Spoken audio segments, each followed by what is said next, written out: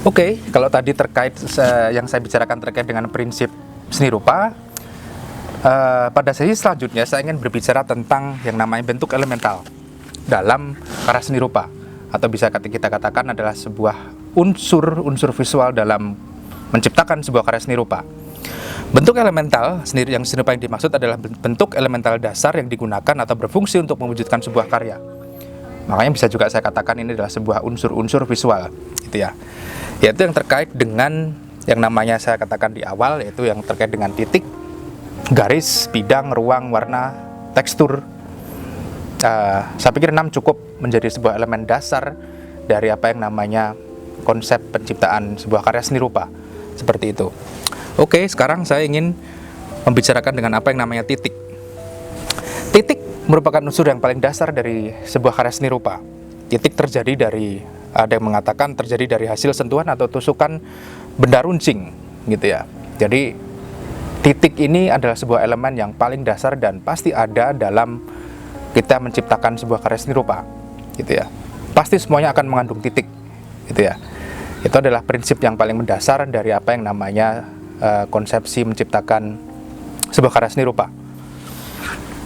Titik menjadi unsur dasar yang paling stabil di antara semuanya, karena tanpa titik tentunya tidak akan tercipta dengan apa yang namanya sebuah garis, kemudian menjadi bidang, kemudian menjadi ruang, seperti itu.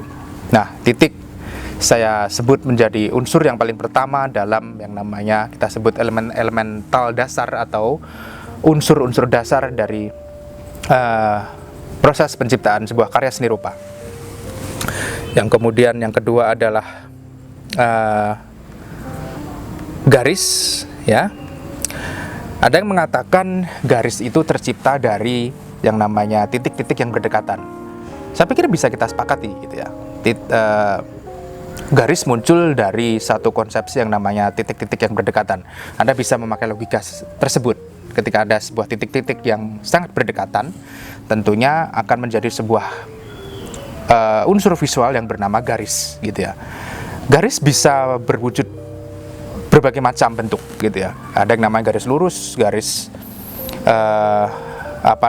garis melengkung, garis zigzag, dan lain sebagainya.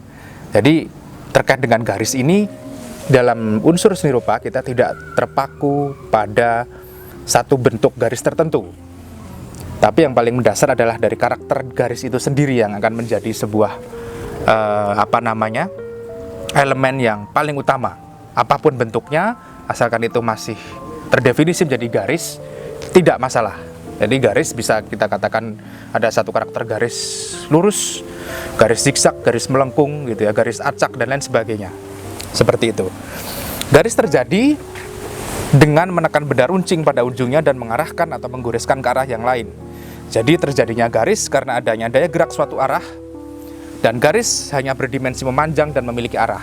Nah, ini menjadi satu highlights, gitu ya. Jadi garis hanya mempunyai satu karakter memanjang dan memiliki arah. Itulah satu karakter yang paling mendefinisikan bahwa unsur visual itu bernama garis. Seperti itu. Terus kemudian dari garis tadi ada yang namanya melebar lagi dengan apa yang namanya kita sebut bidang. Bidang terjadi dari pertemuan atau perpotongan beberapa garis, atau bila sebuah garis dilanjutkan sedemikian rupa hingga kembali pada titik tolaknya, maka terwujud bidang. Saya ulang lagi, bidang terjadi dari pertemuan atau perpotongan beberapa garis, atau bila sebuah garis dilanjutkan sedemikian rupa, gitu ya, hingga kembali pada titik tolaknya, maka terwujud bidang.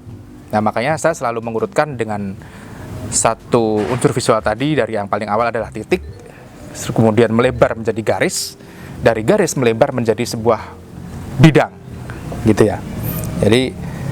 Jadi suatu garis kemanapun digoreskan, asal ujungnya bertemu, maka itu akan menghasilkan sebuah satu konsepsi yang bernama bidang, seperti itu. Itu tolong digaris bawahi. Terus kemudian yang terkait yang ketiga yaitu volume. Ya, pembahasan tentang bentuk elemental yang berupa volume dalam nirmana sebenarnya cukup sulit karena memang keberadaannya terkait dengan sosok figur atau ruang nirmana yang bersifat semu. Nah, ini kalau misalkan saya katakan di awal tadi, volume ini sifatnya semu tapi akhirnya menjadi satu konsep tertentu dalam prinsip ataupun dalam unsur visual seni rupa. Saya ulangi, walaupun volume ini sifatnya sangat semu gitu ya, bersifat semu, tapi pada prinsipnya adalah kita sangat memahami bahwa akhirnya volume ini juga sekaligus menjadi yang namanya unsur visual dalam menciptakan karya seni rupa gitu ya. Volume bisa kita katakan unsur 3 dimensi karena di sana ada 3 elemen, panjang, lebar, dan juga bentuk ataupun volume itu sendiri. Jadi 3 gitu ya. Tapi kalau misalnya kita sebut 2 dimensi, hanya akan terkait dengan yang namanya panjang dan juga lebar. Seperti itu. Nah, itu dia. Saya ulang lagi, jadi yang namanya prinsip, yang namanya unsur visual ada 4 ya, saya sudah urutkan, yaitu beberapa titik, garis, bidang, dan juga volume. Ataupun kita bisa katakan sebagai bentuk, seperti itu. Yang kemudian dan selanjutnya adalah yang terkait dengan unsur visual yang bernama yaitu warna. Definisi dari warna sendiri adalah satu spektrum tertentu yang terdapat di dalam suatu cahaya sempurna berwarna putih. Identitas suatu warna ditentukan oleh panjang gelombang cahaya. Panjang gelombang warna yang masih bisa ditangkap mata berkisar antara 380 sampai 780 nanometer.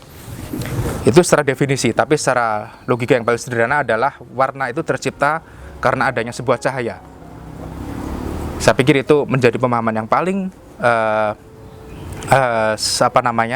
sederhana yang bisa Anda pahami. Karena misalkan matahari ini punya spektrum warna.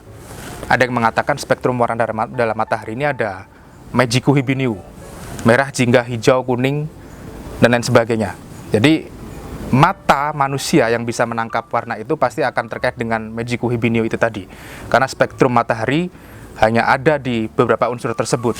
Makanya mata manusia tidak akan pernah bisa melihat sebuah warna di dalam kegelapan, gitu ya. Itulah penjelasan atau definisi dari sebuah warna. Warna juga termasuk dalam unsur visual, gitu ya. Makanya itu menjadi yang paling dominan dalam kita menciptakan sebuah karya seni rupa, seperti itu. Yang kemudian selanjutnya terkait dengan unsur seni rupa, saya bilang yaitu kemudian tekstur. Tekstur adalah kesan raba, seperti yang Anda lihat di belakang saya, ada banyak sekali karakter-karakter tekstur di lingkungan sekitar ini. Kelihatannya saja kasar, tapi sebenarnya halus gitu ya.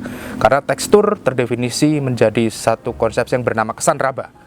Tekstur ini ada 2, tekstur semu dan tekstur nyata. Kalau tekstur nyata, Anda seakan-akan melihat satu objek tertentu ini kasar, tapi kalau Anda pegang memang betul-betul kasar.